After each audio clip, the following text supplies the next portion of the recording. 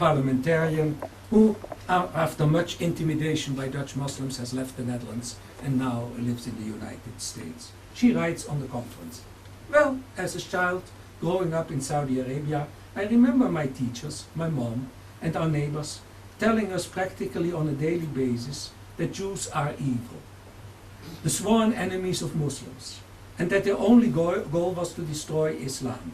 We were never informed about the Holocaust. Later, as a teenager in Kenya, when Saudi and other Persian Gulf philanthropy reached us, I remember that the building of mosques and donation to hospitals and the poor always went hand in hand with the cursing of Jews.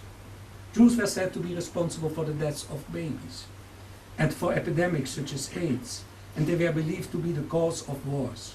They were greedy and would do absolutely anything to kill us Muslims." Hirsi Ali adds, "What is striking about Ahmadinejad's conference is the silent acquiescence of mainstream Muslims. I cannot help but wonder, why is there no counter-conference in Riyadh, Cairo, in Lahore, Khartoum, or Jakarta condemning Ahmadinejad? Why are the 57 members of the Organization of the Islamic Conference silent on this?"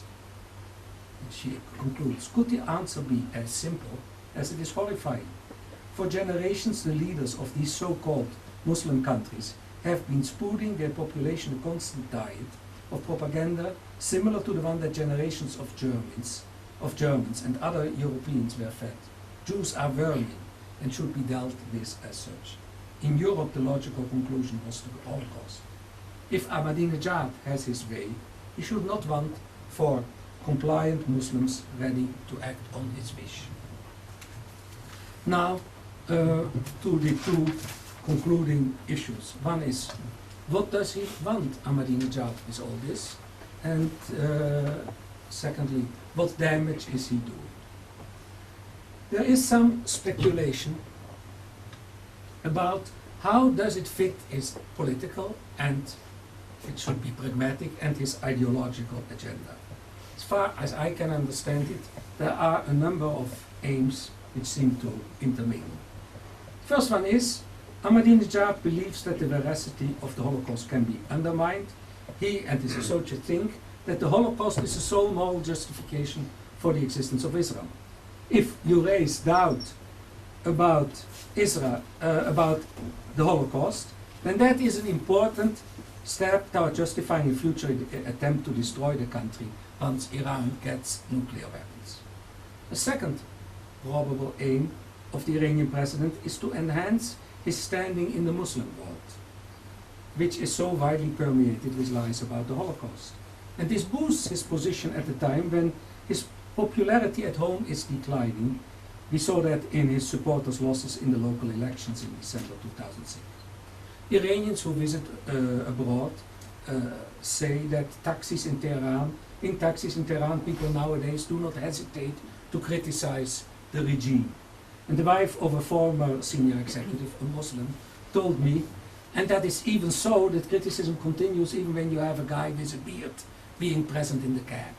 So there are all kinds of negative reports there. The latest one was 2 days ago in Die Welt that the prices of tomato, a staple of the Iranian diet, have gone up 10 times over a few months, and that there is great unrest about that.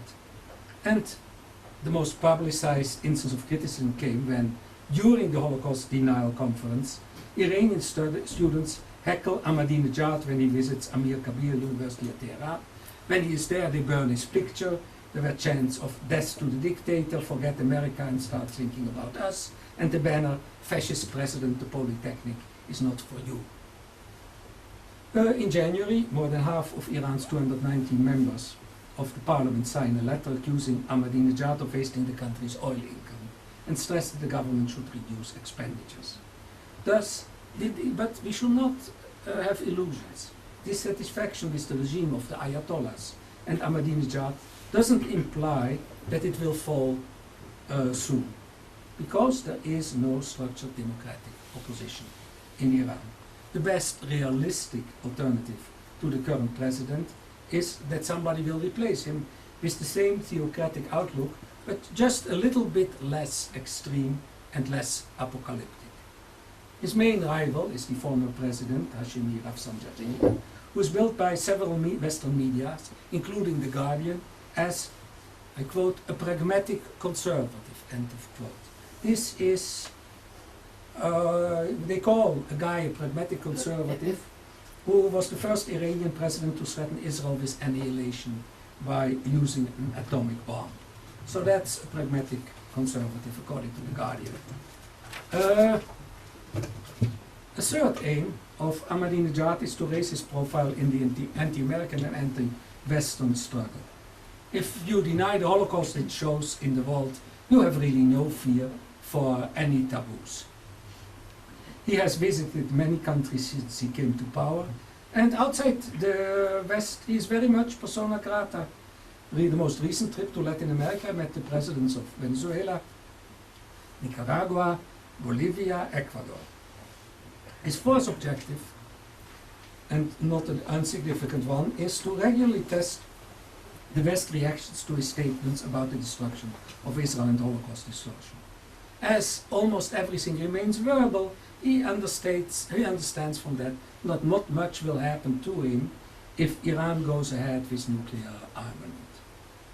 He's likely to continue to call for genocide against Israel, manipulating the Holocaust in the future. How he emphasizes that, it may depend on the needs of the situation. What motivates him really is that he and his followers are driven by an apocalyptic vision of Islam, which considers hate propaganda, violence, destruction, murder, and even genocide permissible tools to achieve Islam's aim.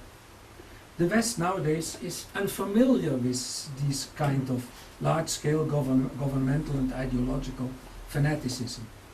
And the West will have simply to make much greater efforts to comprehend the nature and methods of this religious totalitarianism. And otherwise, it will simply be incapable of developing counter-reactions. Now, to the final point. Where are we going with this? What's going to happen? Relatively recent, the conference.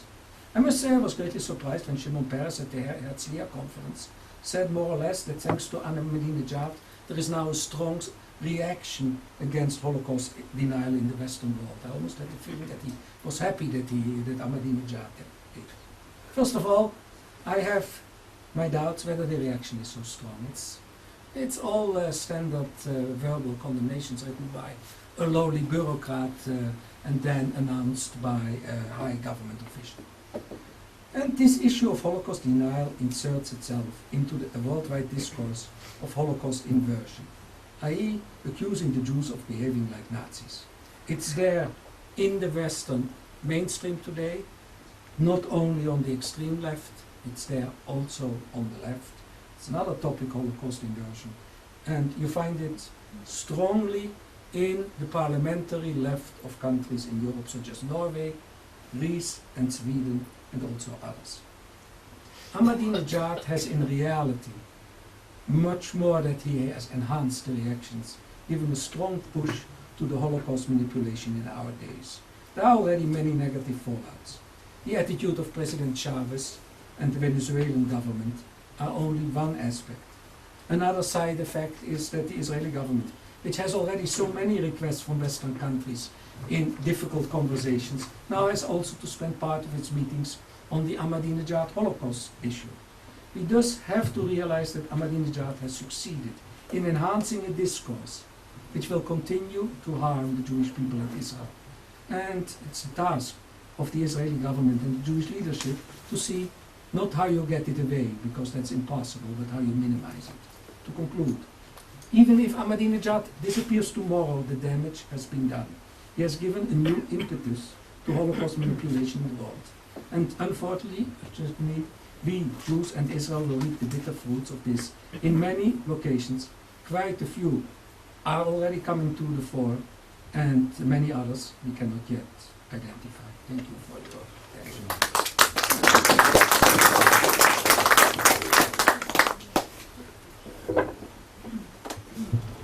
Thank you very much, Manfred. We're going to have some questions now, and I'm going to take the privilege of the chairman's position to ask the first one. I did want to point out that the Tehran municipality newspaper that you mentioned, Manfred, that of course Ahmadinejad had been mayor of Tehran before that, and so therefore there may have been some connection between the two. I wanted to ask a question about the recent Benny Morris article in the Jerusalem Post of about 2 or 3 weeks ago, which was unbelievably pessimistic. I think the title was The Second Holocaust, and there was not one word of nechama there. It was just totally blackness. I wonder if you'd like to comment on that. Would you like to answer them one by one? Or? We can, unless there are many, can take them one by one. I've been a strategist for most of my life, and I have never been able to make such clear forecasts as Benny Morris makes. I don't think that the coming of the Iranian Holocaust or the Second Holocaust is a certainty. I think there is an extremely high probability that the 21st century will be more bloody than the 20th century was, because of a number of factors, and we also see that at its very beginning, which was certainly far more murderous than the 20th century was. I don't think that the Second Holocaust is a necessity or has an extremely high probability. It's a possibility. I think that the main people who will prevent it from happening are Muslims. I think Muslims, if the Muslims had just been fertile and multiplied, they could ultimately have taken over large parts of the world. But the number of reactions you get against misdeeds from extreme Muslims, from Muslim preachers, from criminals, terrorists, slowly builds in Western societies, first of all against immigration, which is, in my opinion, a very positive thing. Secondly, you see attempts to contain Iran, and these attempts will be accelerated if more and more terrorists succeed. Now the figures are not high. I mean, if we look into it, that the great revelation of British authorities that every 1.5 months you arrest a group of terrorists by Israeli standards. That's not, that is a few hours in the days of the Intifada, where you had 40 terrorist warnings a day. So, but ultimately, if you take that for all the European countries, you get to numbers where here and there something may fail, and there'll be a major incident. And on the fertile ground, which there is today of an increasing anti-Muslim opinion, part of which is sheer racism and part of it is perfectly justified, you can get great accelerations. For me, the most revealing moment was the murder of the media maker Van Gogh in the Netherlands. Finally, the killing of one guy, the earmarked killing of one guy by another guy. In the Netherlands, there were more attacks on mosques and Muslim institutions in 1 month after the murder of Van Gogh than there were in Israel since the state has been founded. So these are obviously xenophobic countries. We shouldn't fool ourselves. We cannot say that Europe is as racist as the Muslim world is. The Pew studies also show that, how extremely racist the Muslim world is. But there is sufficient racism in Europe to lead to reactions of which we haven't hardly seen at the beginning. It's not all very hopeful, but it gives an idea that I wouldn't bet 1-to-1 my money on a second Holocaust.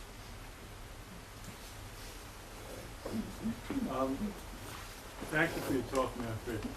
But I think the emphasis on the propaganda elements and the whole question of the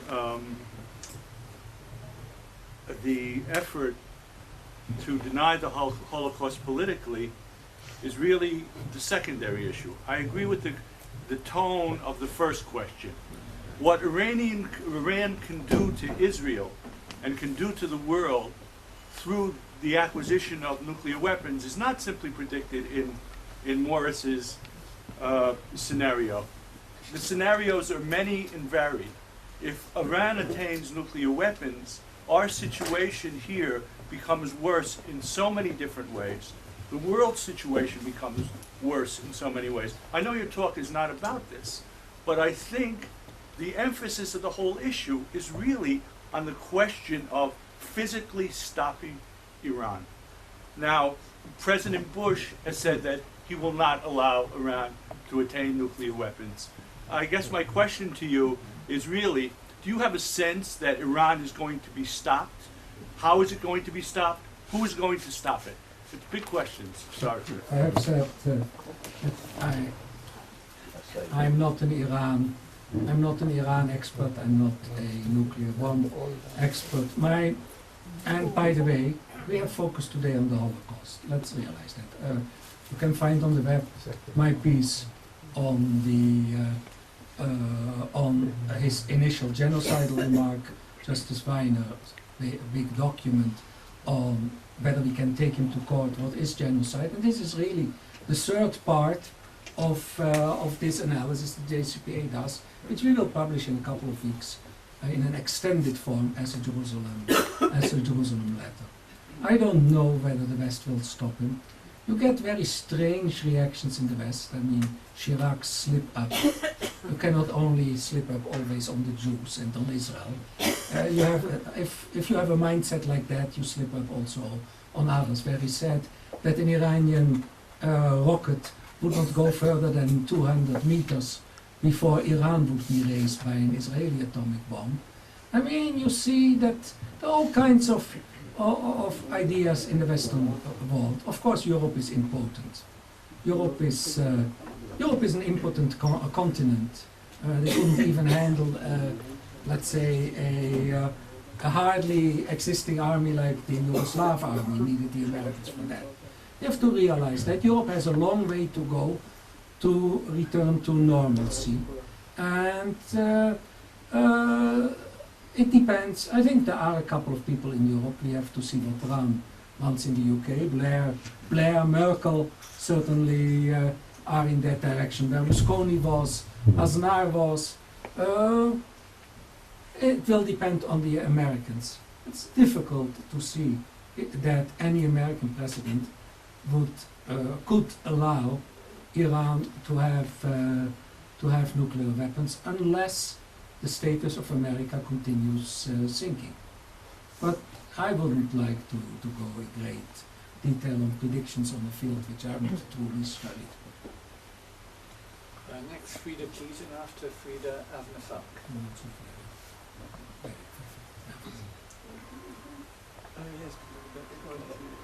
Manfred, thank you. Is it working? Yes.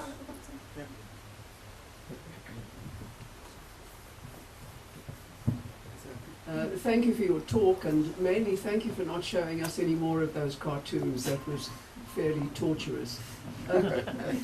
While obviously we need to combat this and attack it wherever it happens, it seems to me to be incumbent upon us to tackle it closest to home. For example, has anyone ever challenged Abu Mazen about his writings? Here we are sitting in front of this man who delegitimizes everything about us. Has anyone ever challenged him? And isn't that the correct and appropriate place to start? Begin with Abu Mazen. Have him apologize publicly. Has anyone ever challenged him? Look, I don't have any dramatic problems with that because I feel I have said that at one of the Herzliya media conferences that Israel is the only country in the world which doesn't publicize the crimes of its enemies. We are what I call verbal vegetarians. And this is one of the major mistakes in our whole Hasbara strategy. I think we are idiots. But the most basic thing is that you explain who your enemy is, that Palestinian society is a society permeated with crime, genocidal intentions, mass murders, and so on. That also attacks all the, we saw yesterday a new group of British Jews who want to criticize Israel. I think, frankly, and I may offend some people here in the hall, that many of the people in the peace camp should ask themselves every morning when they get up and they look into the mirror, how much did I yesterday also help our murderous enemies? I have no qualms about that we should radically change our Hasbara strategy, and that should come from the private sector. Hasbara, anyhow, is one of the most successful privatizations in Israel. The government simply can't do it, doesn't want to spend the money on it, doesn't have the will, is today politically so downtrodden that it cannot change its tone. It has to come from the private sector. But I'm quite convinced that Abu Mazen should be attacked. I also, Deborah Lipstadt once explained to me, what does a Holocaust denier do? He in fact takes such extreme position that anybody left of him becomes a moderate, and due to that the middle moves. And that's what we have seen with Ahmadinejad. He takes extreme positions, so Rafsanjani, who is a genocidal figure, becomes now a conservative. So that is the tremendous risk we are taking, and I fully agree with you that we should expose Abu Mazen, but not in isolation, in the broader framework of reviewing our Hasbara strategy. Right, I did say Avner, but I think you put your hand up first. So Avner, just one thing, you're next after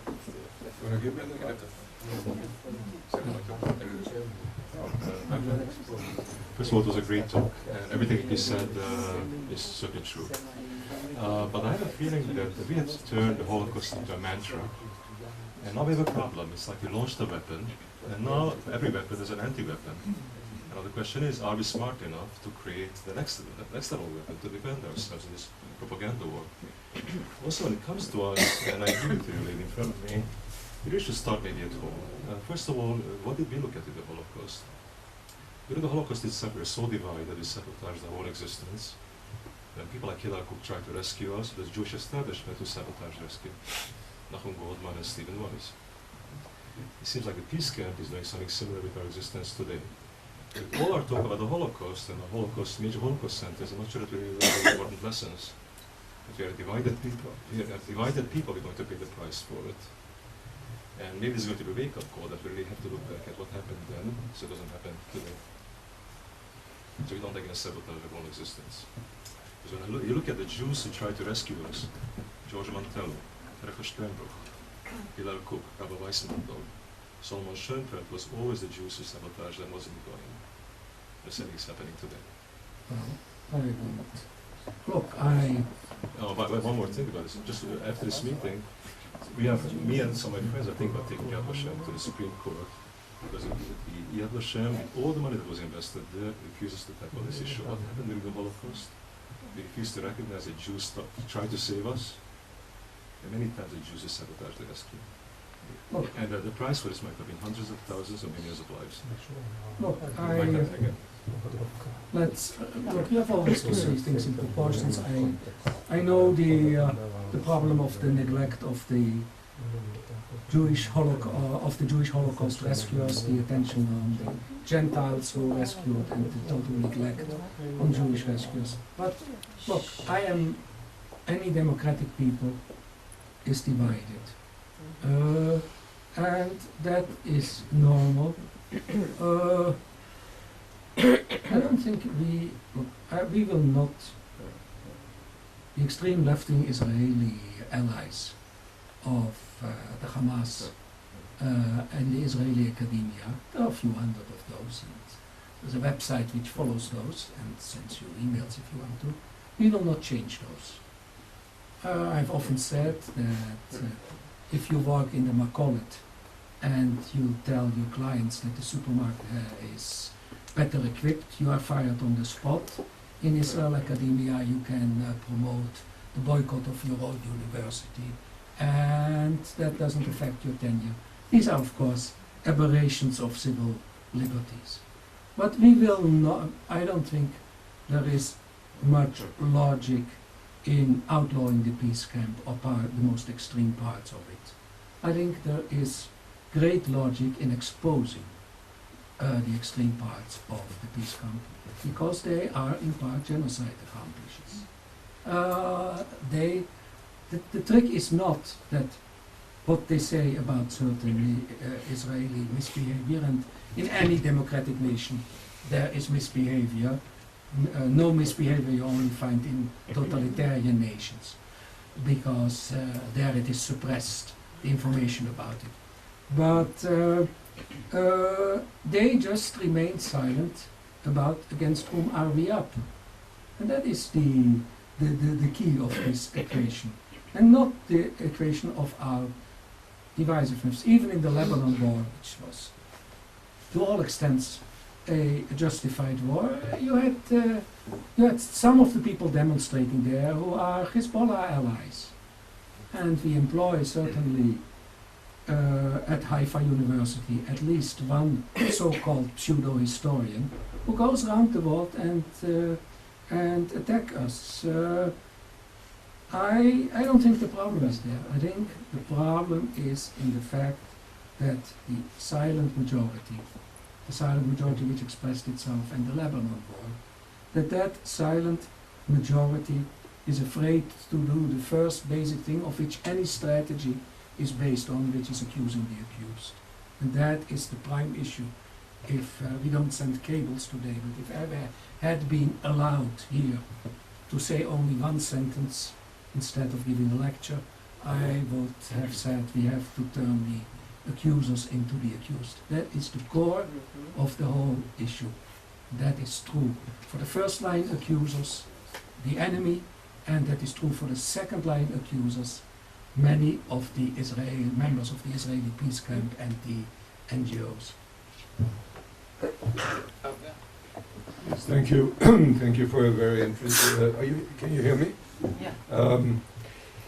Just 2 points very briefly. You mentioned the Global or World Institute, which was created in Tehran after the conference on Holocaust denial, really. Such an institute or center has already existed for the past 20 or 30 years. It's called the Institute of Historical Review, which is based in California, in the Journal of Historical Review, which is pure Holocaust denial. They're talking about revisionism and review and so on, but really it's just a euphemism for historical denial. They're all kind of way off people. One of them died of AIDS at a very young age, the other took over, and you can see when you scratch those Holocaust deniers, you can see in almost every case very serious emotional, personal problems. But that's a psychological point, which is perhaps not what you want to concentrate on. The second point is about what you call the so-called pseudo-historian from Haifa. I would say is the so-called new historian. Some people call him a pseudo-historian. It's true, but we are talking about a small group of Israeli historians called the New Israeli Historians, which includes, by the way, Benny Morris and Avi Schleim and others. This guy's name is Ilan Pape, and Ilan Pape just published a book a couple of months ago called The Ethnic Cleansing of Palestine. Now, the ethnic cleansing of Palestine is an anachronistic term, because in 1948 there was no term such as ethnic cleansing. There were terms such as population exchanges, and as of course everyone here knows, in the Second World War there were millions of people expelled from Poland and other places. There were population exchanges, so in 1948 nobody thought in terms of ethnic cleansing. So you can see here another anachronistic misuse of scholarship. Thank you. Well, let's say on the first one, the Institute of Historic Review is not the only institute. In Australia there are 3 groups of Holocaust deniers. One has an institute, the Adelaide Institute, and Frederik Tobin, who leads that, and who is German-born and lives in Australia, spent a number of years in jail in Germany, where he was born. So there are more institutes like that. I think we are, what the issue is that we do a step up. You have here an institute like the Abu Zaid Institute, which can fund, which has major funding to push this issue internationally. And that gives, I mean, that is a quantum leap. We have now, for the first time, a government which probably not for more than a certain number of years, because it's far from certain that Ahmadinejad will last out his period as president, and whether he is re-elected is an even bigger question. But as far as we are concerned, it may well be that his successor may not find it worthwhile to keep this thing alive. Finally puts a stain, an unnecessary stain on Iran. It associates you with people who have no status in mainstream society. Contrary to Holocaust inversion. Holocaust inversion, Israel is like the Nazis, is a mainstream issue. You find that Saramago, the Nobel Prize winner, Maguire, the Irish Peace Prize winner, Andreas Papandreou, when he was Prime Minister of Greece, Olof Palme, when he was Prime Minister of Sweden and on the way to become Prime. That's a mainstream issue. The Venezuelan government, even if Chavez, you may say, is not mainstream, but it is mainstream. Holocaust denial is not a mainstream issue anywhere else but in Iran. But he is going to breathe new life into something which had died with Irving process. And if you put enough money in it, you get, in one way or the other, Carter and Baker knew exactly what, James Baker knew exactly what the Abu Zaid Institute in Abu Dhabi was. Didn't they go there? Carter and these figures, I mean, Carter is now being attacked, still too little, but ultimately ineffectively yet. But since, look, I'd much rather, if I want to attack somebody, take a good criminal lawyer. And Dershowitz is certainly one of the better ones, and he does a great service to the Jews with his one-liners. And we could mobilize, if we were smarter, 100 good criminal lawyers to give voluntarily a bit of their time to attack a few of our main enemies in the Western world. And once you destroy morally one of them, there are another 1,000 who are afraid. It's not so dramatically difficult. But Holocaust denial is going to get, in my opinion, a new breath of life thanks to Ahmadinejad. Look, the question is not whether you have pseudo historians, new historians, and whether there are 3 or 10. The question is that they deliver goods for which there is a demand. Somebody who in fact is an economist, I start with the market. There is demand for the services Papa gives. True or untrue?